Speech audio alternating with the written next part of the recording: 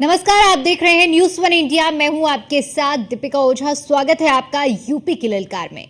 मुख्यमंत्री योगी आदित्यनाथ ने त्रिपुरा में सिद्धेश्वरी मंदिर का उद्घाटन किया। इस दौरान उन्होंने कहा कि जैसे 500 सालों की तपस्या के बाद अयोध्या में राम मंदिर का निर्माण हुआ, वैसे ही काशी और मथुरा भी पूरी तरह से मुक्त होगी। अयोध्या, काशी और मथुरा सनातन के स्तंभ हैं।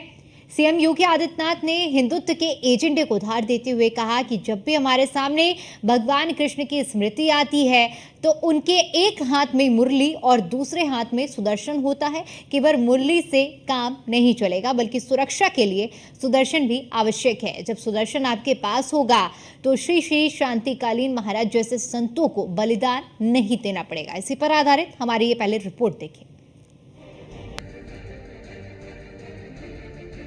योगी का सुदर्शन वाला दांव, मच गया सियासी घमासान।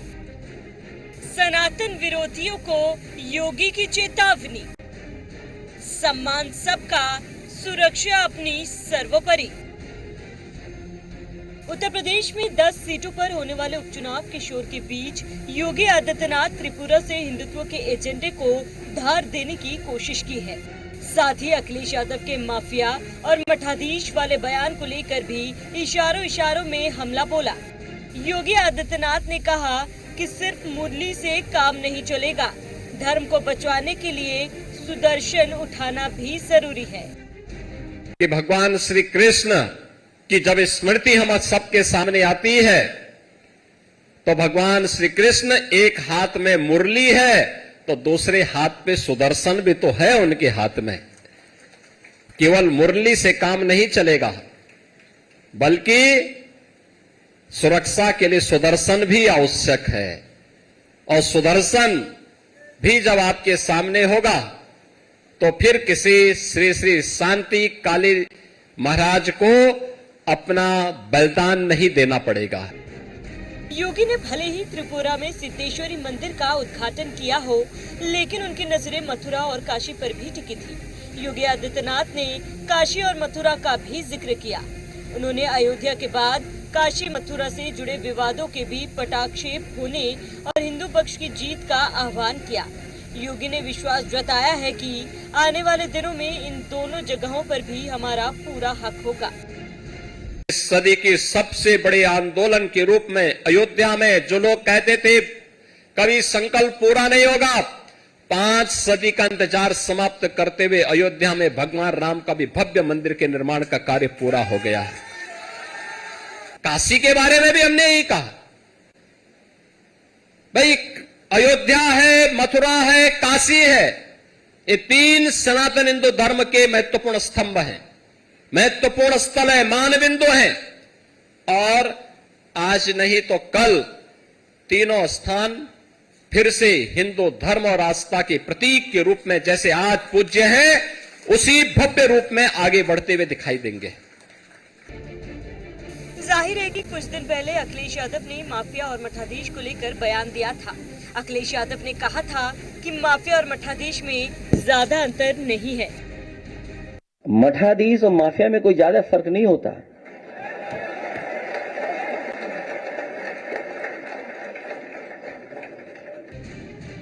अखिलेश यादव के इस बयान को सनातन का अपमान बताया गया, जिसके बाद साधु संतों ने अखिलेश यादव के बयान पर नाराजगी जाहिर की और अखिलेश यादव को सनातन विरोधी बताया गया। अब त्रिपुरा से योगी के सुदर्शन वाले बयान को अखिलेश का जवाब माना जा रहा है और बताने की कोशिश की गई कि धर्म की रक्षा के लिए मुरली ही नहीं, जरूरत पड़ने पर सुदर्शन भी उठाया जा सकता है। Bureau report, news one India. मुझे नहीं लगता है। और रही बात उनके प्रत्याशी खड़े होने पर, ये उनका व्यक्तिगत फैसला है कि वो कहाँ लड़ना चाहते हैं, अपनी पार्टी को क्या विस्तार देना चाहते हैं, इस पर मेरी कोई टिप्पणी नहीं है। हर प्रदेश की अपनी अलग एक सियासत है, हर प्रदेश का अपना एक अलग केमिस्ट्री है, तो जो फैसले होते हैं वो प्रदेश के हिसाब से लिए जाते हैं। समाजवादी पार्टी देश की तीसरी सबसे बड़ी पार्टी है। लोकसभा चुनाव में जनता ने समाजवादी पार्टी पे भरोसा जताया और समाजवादी पार्टी का जहां संगठन है, मजबूत संगठन है, पहले से संगठन है। समाजवादी पार्टी उन राज्यों में चुनाव लड़ रही है, जम्मू कश्मीर में समाजवादी पार्टी का पुराना संगठन है। समाजवादी पार्टी ने अपने प्रत्याशी उतारे हैं। समाजवादी पार्टी को भरोसा है अपने नेता आदरणीय अखिलेश यादव जी पे, पार्टी की नीतियों पे और कश्मीर के मुद्दे पे। सबसे पहले अगर सदन में किसी ने आवाज़ उठाने का काम किया था तो आदरणीय अखिलेश यादव जी ने किया था, और इस बात को कश्मीर की जनता भी नहीं भूली है। कश्मीर की जनता समाजवादी पार्टी की तरफ बहुत उम्मीद से देख रही है। देखिए, राष्ट्रीय पार्टी बनाने का सपना तो मुलायम सिंह यादव जी का था, जो अब तक अधूरा रहा है। राष्ट्रीय पार्टी तो छोड़िए, क्षेत्रीय दल की स्थिति भी लगातार खराब होती गई जब से अखिलेश यादव जी ने कमान अपने हाथ में ली थी। इस लोकसभा चुनाव के परिणाम को छोड़कर के लगातार अखिलेश यादव जी पराजय का मुंह देख रहे थे, और उनका जितना अपमान अखिलेश जी के नेतृत्व में हुआ है इतना तो मुलायम सिंह जी के रहते कभी नहीं हुआ। जैसे कांग्रेस पार्टी ने कौन अखिलेश अखिलेश पूछने का काम किया, हरियाणा के चुनाव में कांग्रेस पार्टी ने कहा कि समाजवादी पार्टी का यहाँ कोई आधार ही नहीं है, उनको कोई तवज्जो नहीं दे रहा था। तो इसलिए खिसियानी बिल्ली खंबा नोचे जैसी स्थिति है कि वो अब जम्मू कश्मीर में कुछ कैंडिडेट खड़ा करके अपने आप को बैलेंस दिखाने की कोशिश कर रहे हैं। लेकिन सच ये है कि समाजवादी पार्टी का उत्तर प्रदेश के बाहर कोई साइकिल उनका चुनाव निशान जानता भी नहीं है। और चलिए अब इसी मुद्दे पर चर्चा करते हैं। चर्चा करने के लिए हमारे साथ मेहमानों का एक खास पैनल जुड़ा हुआ है, जिनसे मैं आपका परिचय करा देती हूं। दीपक सोनकर जी हमारे साथ जुड़े हुए हैं, प्रवक्ता हैं भारतीय जनता पार्टी से। अजीत यादव जी जुड़े हुए हैं, प्रवक्ता हैं समाजवादी पार्टी से। निरंजन पोद्दार जी हमारे साथ जुड़े हुए हैं, राजनीतिक विशेषज्ञ हैं। और इसके अलावा आचार्य चंद्रांशु जी महाराज हमारे साथ अयोध्या से जुड़े हुए हैं। आप सभी मेहमानों का मैं बहुत बहुत स्वागत करती हूं इस चर्चा में। और शुरुआत चंद्रांशु जी महाराज आपके साथ करना चाहूंगी और आपसे समझना चाहूंगी, मुख्यमंत्री योगी आदित्यनाथ का जो बयान है आज कि जब श्री कृष्ण को देखते, जब हम उनकी भक्ति करते हैं तो उनसे हमें एक सीख मिलती है कि उन्होंने अपने एक हाथ में मुरली ली है तो दूसरे हाथ में सुदर्शन चक्र भी लिया हुआ है। यानी जरूरत पड़ने पर हम मुरली का प्रयोग तो करते ही करते हैं, लेकिन जब जरूरत आन पड़ती है तो हम सुदर्शन चक्र से भी वार करते हैं। इस बयान की क्या कुछ मायने निकाले जाएं? निश्चित तौर पर अगर भगवान श्री कृष्ण के बचपन को देखें, जहाँ प्रेम का पाठ पढ़ा रहे होते, स्नेह का, वहां पर बंसी बजा रहे होते हैं। परंतु जब जरासंध कंस आदि राक्षसों का वध करना या कि अधर्मियों का नाश करना, उस समय सुदर्शन चक्र की जरूरत पड़ती है। कहने का मतलब वही है जो पहले मुख्यमंत्री जी का बयान लोगों ने सुना होगा कि हम एक हाथ में माला रखते हैं, दूसरे हाथ में भाला भी रखते हैं। वो वहीं से प्रेरणा मिलती है कि जो प्रेम से पाठ पढ़ते हैं उनके लिए बंसी है, पर जो कहीं न कहीं गुंडा हैं, माफिया हैं, कुकर्म कुकृत्यों में लिप्त हैं, उनके लिए चक्र भी रखना जरूरी है और यही उचित ही है। तो निश्चित तौर पर उसका यही एकमात्र आशय है कि हम लोग सहिष्णु तो हों। अहिंसा परमो धर्म, हमारे वेद में यही कहा गया है कि अहिंसा परम धर्म है, पर धर्म हिंसा तो सही। अगर अपने धर्म की रक्षा करने के लिए हिंसा भी करना पड़े तो अहिंसा से बढ़कर के हिंसा करना ही धर्म है। तो जो मूलभूत पाठ है भगवान कृष्ण के जीवन में, वह प्रेम का परिभाषा जब जिस समय पढ़ाते हैं उस समय तो केवल बंसी होती है, परंतु जब राक्षसों का दमन करना है, कई गुंडा माफिया का संहार करना है, उस समय सुदर्शन चक्र भी रखना है। उसका यही मायने होना है और यही मायना है ही। ठीक है दीपक सोनकर जी, इस बयान के अगर मायने निकाले जाएं, चूंकि सीएम ने अयोध्या का जिक्र किया, अयोध्या के बाद काशी और मथुरा का भी जिक्र किया कि जरूरत आन पड़ने पर सुदर्शन चक्र का भी इस्तेमाल किया जाना चाहिए, क्या कुछ मायने निकाले जाए राजनीतिक तौर पर इस बयान के?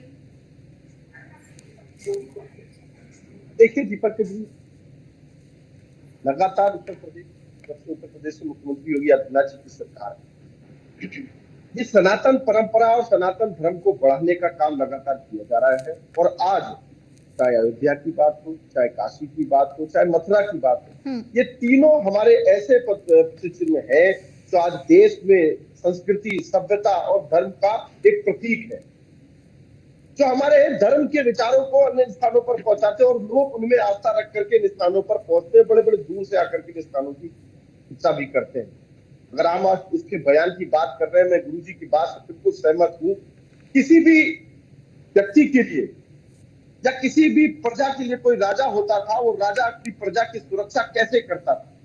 जब वह युद्ध लगता था और अपने युद्ध में वो सूझबूझ के माध्यम से, मुरली के माध्यम से और सुदर्शन के माध्यम से, हथियारों के माध्यम से उस लड़ाई को जीतने का काम करता था। आज समाज में वातावरण ऐसा है कि अपने देश की सुरक्षा के लिए, अपने समाज की सुरक्षा के लिए, अपने धर्म की सुरक्षा के लिए, अपने सनातन की सुरक्षा के लिए, अपनी प्रजा की सुरक्षा के लिए एक और मुरली की आवश्यकता है तो दूसरी ओर सुदर्शन की आवश्यकता है। उन माफियाओं का समापन करने की आवश्यकता, प्रदर्शन की आवश्यकता है। यही उत्तर प्रदेश के मुख्यमंत्री योगी आदित्यनाथ ने किया है और लगातार ये वही उत्तर प्रदेश था। और आपने देखा एक और जो पूर्व उत्तर प्रदेश के मुख्यमंत्री रहे आदरणीय समाजवादी पार्टी के राष्ट्रीय अध्यक्ष कैसे लगातार संतों का अपमान करते हैं, सनातन परंपरा का अपमान करते हैं। और यहाँ तक कि उन्होंने कहीं अपने उन माफियाओं को, जिन माफियाओं और अपराधियों को लगातार समाजवादी पार्टी ने संरक्षण देने का काम किया, जिनको सांसद बनाने का काम किया, एमएलए बनाने का काम किया, आज उन माफियाओं की तुलना हमारे संत परंपरा के संतों से करने का काम करते हैं। ये धर्म के खिलाफ लोग हैं, ये धर्म विरोधी लोग हैं, जो धर्म की तुष्टीकरण की राजनीति इस हद तक हो जाती है कि वोट बैंक की राजनीति को लेकर के किसी सनातन परंपरा को नहीं मानते, किसी धर्म को नहीं मानते और किसी तरीके से हमारे संत समाज का लगातार अपमान करने का काम करते हैं। और आज उसी प्रकार की आवश्यकता उत्तर प्रदेश के मुख्यमंत्री योगी आदित्यनाथ ने मुझे दी है, जो हमारे प्रदर्शन है, जो हमारे प्रतीक है, आज उसको देश में भव्य देश के प्रज्वल करने का काम किया है। चाहे वो अयोध्या की बात हो, चाहे मथुरा की बात हो, चाहे काशी की बात हो, ये सारे आज बदलाव की दृष्टि से आज बदलते हुए दिख रहे हैं। उनमें नवीनीकरण हो रहा है, चाहे काशी विश्वनाथ कॉरिडोर की बात हो, चाहे अयोध्या के नवीनीकरण की बात हो, चाहे मथुरा के कॉरिडोर की बात हो, आज उसके ओर बदलाव दिख रहा है, विकास दिख रहा है, डेवलपमेंट दिख रहा है। ठीक है अजीत जी, जिस तरह से अभी दीपक जी ने जिक्र किया कि बदलाव विकास के लिए अगर जरूरत आन पड़ी तो हाथ में सुदर्शन चक्र, जिस तरह से मुख्यमंत्री योगी आदित्यनाथ ने जिक्र किया है, आप इस बयान को किस तरह से देख रहे हैं? क्या समाजवादी पार्टी इस पर प्रतिक्रिया देगी? ये कोई राजशाही युग नहीं है, ये लोकतंत्र है और इस लोकतंत्र में बाबा साहब का संविधान लागू है और ये देश संविधान से चलेगा। ये सुदर्शन चक्र और मुरली की बात नहीं है, ये राजाओं का, स्वेच्छाचारी राजाओं का राज नहीं चल रहा है, ये लोकतंत्र है और इसके लिए न्यायपालिका है किसी को दंड देने के लिए। बाकायदा जो है नियम और कानून बनाए गए हैं, संविधान में तमाम धाराएं हैं, जो जिस प्रकार का अपराध करेगा उसको उस प्रकार की सजा मिलेगी। तो ये स्वेच्छाचारी राजा जो फरमान जारी कर दे, ये नफरत की बात बोल रहे हैं और नफरती भाषण हर जगह घूम घूम के कहते हैं और इस तरीके से देश और राज्य नहीं चलेगा। विकास तो कर नहीं पा रहे हैं, विकास के नाम पर इनका यही है कि केवल जहां भी दीपक जी बात पूरी हो जाने दीजिए, फिर आऊंगी, आपकी प्रतिक्रिया लेंगे जी। इनको रंगों पर भी आपत्ति है, तो ये इस मुख्यमंत्री से क्या आप अपेक्षा करेंगे? विकास की बात कर रहे हैं, इन्होंने जी ग्लोबल इन्वेस्टर कराया लखनऊ में, आज तक एक भी इन्वेस्टर बता दें कि 7 साल में कहां पर लगा। ये अस्पतालों में जो कहते हैं कि हमने अस्पताल में व्यवस्था कर दी, अभी एक जो है बच्ची का जो है आया है कि यहीं पे कि वो 4,000 रुपए जमा नहीं कर पाया एक बाप जो है अस्पताल में, तो उसको अपने एक बेटे को बेचना पड़ा 17,000 रुपए में। तो इस तरीके का उत्तर प्रदेश में हो रहा है। ये कह रहे हैं कि विकास, लोगों को स्वास्थ्य के क्षेत्र में सुविधाएं मिल नहीं पा रही हैं। अस्पतालों में बकायदा जो है देख लीजिए, ना तो दवाइयां पहुंच पा रही हैं, ना तो डॉक्टर समय पर बैठ रहे हैं। हर जगह आप देख लीजिए, आज लोग बाढ़ से प्रभावित हैं, खीरी, लखीमपुर और बहराइच में भेड़िया लोगों को मार रहा है, उसको जो है सुरक्षित कर नहीं पा रहे हैं आम जनमानस को। तो इस तरीके से नफरती भाषण करके लोगों का दिमाग डाइवर्ट करने का उत्तर प्रदेश में ये काम कर रहे हैं, क्योंकि ये जब से लोकसभा चुनाव हारे हैं तब से बौखलाहट में है। और जो माफिया और मठाधीश की बात अखिलेश जी ने बोला है, तो उत्तर प्रदेश के मुख्यमंत्री के ऊपर 302 से 307 तक के मुकदमे लगे हैं। वो माफिया से मठाधीश बने हैं, इसलिए उन्होंने बोला, ये सच्चाई है। चलिए ठीक है, ठीक है, मैं एक बार फिर से आपका रुख करूंगी। दीपक जी अपनी बात आप शॉर्ट में पूरा करिए, क्योंकि निरंजन जी का भी रुख करना है। देखिए, हमारे अजीत भाई लोकतंत्र और संविधान का दुहाई दे रहे थे। क्या समाजवादी पार्टी उस लोकतंत्र को मानती है? क्या समाजवादी पार्टी उस संविधान को मानती है? ये बाबा साहब के नाम की दुहाई दे रहे हैं। जब 2015 में समाजवादी पार्टी की सरकार रही तो बाबा साहब की मूर्तियों को तोड़वाने का काम किसने किया? बाबा साहब के पार्कों को तोड़वाने का काम किसने किया? बाबा साहब को लगातार अपमानित करने का काम किसने किया? उन दलित समाजों की, गरीबों की, पिछड़ों की, दलितों की जमीनों को छीनने का काम किसने किया? दलित समाज के प्रमोशन के आरक्षण पर रोक लगाने का काम किसने किया? आप किस संविधान की दुहाई दे रहे हैं और किस तरीके से भ्रष्टाचार में लिप्त और उस बात की बात कर रहे हैं। आपको विकास देखना है। चलिए ठीक तो है देखिए, आप दीपक जी लखनऊ में आपके बैठे सभी होंगे, सवालों का किस बात जवाब मैं अजीत जी से लूंगी, लेकिन इससे पहले निरंजन जी का रुख करती हूँ। निरंजन जी, अभी आपने दीपक जी की भी बात को सुना होगा, चंद्रांशु जी महाराज की भी बात को सुना होगा, अजीत जी की बात को भी सुना होगा, सभी पैनलिस्ट ने अपनी अपनी राय रखी है। आखिर में अजीत जी ने जिस तरह से बोला कि ये एक बौखलाहट है और बौखलाहट की वजह से इस तरह के बयान सामने आ रहे हैं। सीएम योगी आदित्यनाथ ने जो सुदर्शन का बयान दिया है उसका उन्होंने विश्लेषण किया है, क्या कहेंगे इस पर आप? दीपिका जी, निश्चित रूप से मैं बता रहा हूँ ये बहुत बड़ा विमर्श का विषय है और जिस तरीके से योगी जी ने अब इस विमर्श को छेड़ा है, और मैं आपको साधुवाद देता हूँ कि आप और आपका चैनल इस विषय को लेकर के आज यहाँ पे मुखर हुआ है, क्योंकि जिस तरीके से कालांतर में पिछले 200-300 वर्षों से हमारे जड़ों के अंदर जिस तरीके से मठों को सींच दिया गया है, जिस तरीके से आप ये समझ लीजिए एक कायरता जो जिसको कहते हैं प्रवेश कर दी हमारी रगों के अंदर, क्योंकि हमारे जो शास्त्र हैं उनके अंदर स्पष्ट तौर पे कहा गया है कि जब तक मामला शास्त्र से चले शास्त्र से चलाइए, शास्त्र जब आपका विफल हो जाए तो उसके बाद में शस्त्र उठाना अनिवार्य है। और इसीलिए अभी जैसे स्वामी जी ने कहा था कि अहिंसा परमो धर्म, लेकिन धर्म हिंसा तदेव च, यानी कि ये आगे की बात नहीं बताई गई। और आप आज देखिए कि हमारे सनातन धर्म में जितने कई देवता है, आपकी निष्ठा किसी के साथ भी हो सकती है, उनके एक हाथ में करुणा है तो दूसरे हाथ में उनके शस्त्र भी है। किसी भी हमारे देवता, किसी भी हमारे महापुरुष, किसी भी भगवान जिसको हम मानते हैं, चाहे कृष्ण हो, राम हो, शिव हो, देवी हो, दुर्गा हो, लेकिन अजीत जी कह रहे हैं, निरंजन जी, अजीत जी कह रहे हैं कि हम कालांतर में नहीं है, आज लोकतंत्र में कानून व्यवस्था है जहां पर अपराधियों को कानून के तहत सजा दी जाएगी। बहुत महत्वपूर्ण बात आपने कही, अब इसका जवाब नहीं दिया। देखिए, जब लोकतंत्र विफल हो जाता है, बांग्लादेश में लोकतंत्र नहीं था क्या, लेकिन जब हजारों हजार आतताइयों की भीड़ अगर लोकतंत्र से बाहर निकल जाती है तो उस समय आप क्या करेंगे? लोकतंत्र को स्थापित होने का इंतजार करेंगे ना, आत्मरक्षा की व्यवस्था रखेंगे आप, या यूं कहें कि जिस तरीके से मक्का के अंदर, कश्मीर के अंदर लोकतंत्र था या नहीं था, लेकिन जैसे ही मस्जिद का ऐलान हुआ लोगों को वहां पे पलायन रातों रात भगना पड़ा, यानी कि अपनी जान भाग करके बचानी पड़ेगी। आज ये पूरे भारत के अंदर जहाँ पे दंगे होते हैं, जहाँ पे फसाद होते हैं, इसके अंदर कई जगह की घटनाएं मैं यहाँ पे वर्णित कर सकता हूँ। हजारों हजार आतताइयों की भीड़ तो समूह के रूप में आकर के अगर आपके ऊपर आक्रमण करेगी, और उस समय जब लोकतंत्र पंगु हो जाता है, जब संविधान आपका किसी के पॉकेट में चला जाता है, उस समय आप क्या करेंगे? तो उस समय तो आपके पास जो आप शास्त्र और आपका शस्त्र है वही आपकी रक्षा कर सकता है। दीपिका जी, आप ये सोचे लोकतंत्र कब तक है, यानी कि हमारे यहाँ कहा जाता है ना कि क्षमा सोबती उस भुजंग को जिसके चलिए ठीक है दीपक जी, क्या लोकसभा चुनाव के नतीजों की ये बौखलाहट है? चूंकि ये सवाल अजीत जी ने उठाया था। देखिए, हमेशा से दूसरे दल किसी भी चुनाव को लेकर के उस बौखलाहट को दिखाते हैं। बौखलाहट किसकी है? जो संतों का अपमान कर रहा है। बौखलाहट किसकी है? जो संतों को माफिया बता रहा है। बौखलाहट किसकी है? जो धर्म के नाम पर हमेशा राजनीति करता है।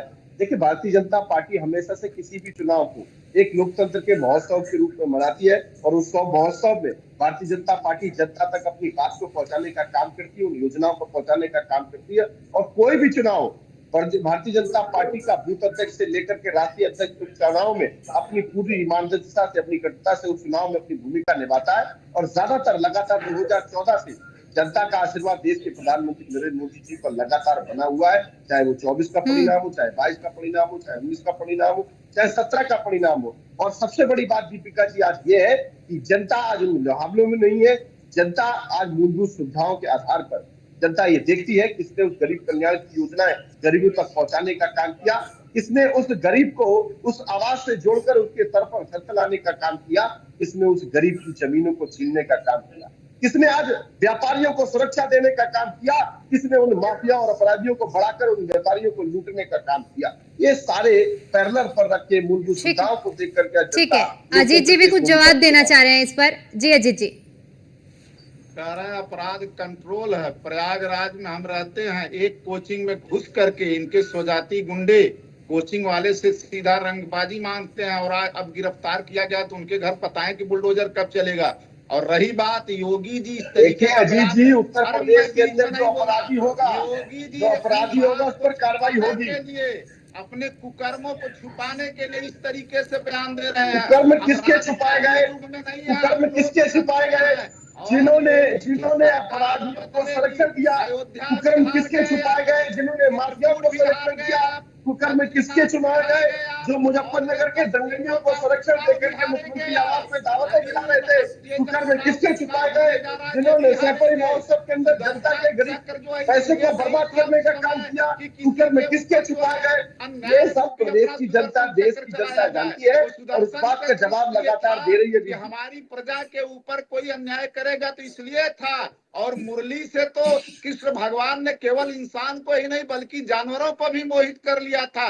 आपके मुख्यमंत्री जी तो नफरती भाषण दे रहे हैं, नफरत फैला रहे हैं। हिंदू ये प्यार के बोल है जो मठाधीश को माफिया बताते हैं, जो संतों का अपमान करते हैं, आपके राष्ट्रीय अध्यक्ष फूल बरसा रहे हैं। ये एक तरफा सोच को बदलना ठीक है चंद्रांशु जी, आपने सभी पैनलिस्ट की बात को सुना होगा। अब चंद्रांशु जी, जिस तरह से सीएम का जो बयान है, इस बयान को अजीत जी, ठीक है अब जवाब सुन लीजिए।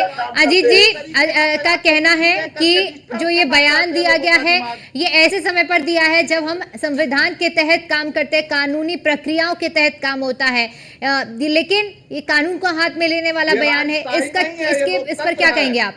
जवाब सुन लीजिए आप। ठीक है चंद्रांशु जी। बहुत बहुत धन्यवाद दीपिका जी। एक उदाहरण, क्योंकि अजीत भैया प्रयागराज से हैं और प्रयागराज में एक किला है, इतिहास से बहुत कुछ सीखा जाता है। एक इतिहास का बड़ा नाम है सम्राट अशोक। अशोक जब बौद्धिस्ट हो गए उस समय उन्होंने अहिंसा धर्म अपना लिया। जब अरे आप किस दुनिया में जा रहे हैं महात्मा जी? बात योगी के बयान पे हो रही है, आप अशोक धाम में जा रहे हैं। कौशाम्बी हमको बता रहे हैं इतिहास बैठ के। आप वहाँ से सुनने का धैर्य रखिए, आप बहुत जल्दी उछल जाते हैं, फिर आप हमको अजीत जी एक संत से आप बात कर रहे हैं, अपनी भाषा को ठीक रखिए, यही बात है। एक संत से आप बात कर रहे हैं, हिंसा की बात कर रहे हैं, अजीत जी सुनिए का धैर्य सुनने की बात करते हैं। मैं बीच में बोला, आप पहले सुनने का धैर्य तो रखिए, पूरी बात तो होने दीजिए, बीच में क्यों बोलते हैं? चलिए ठीक है, आप सभी को माफी के साथ रोकना चाहूंगी क्योंकि समय का अभाव है, इसलिए चर्चा को यहीं समाप्त करना पड़ेगा। आप सभी मेहमानों का बहुत बहुत शुक्रिया हमारे साथ चर्चा में जुड़ने के लिए और कीमती समय देने के लिए।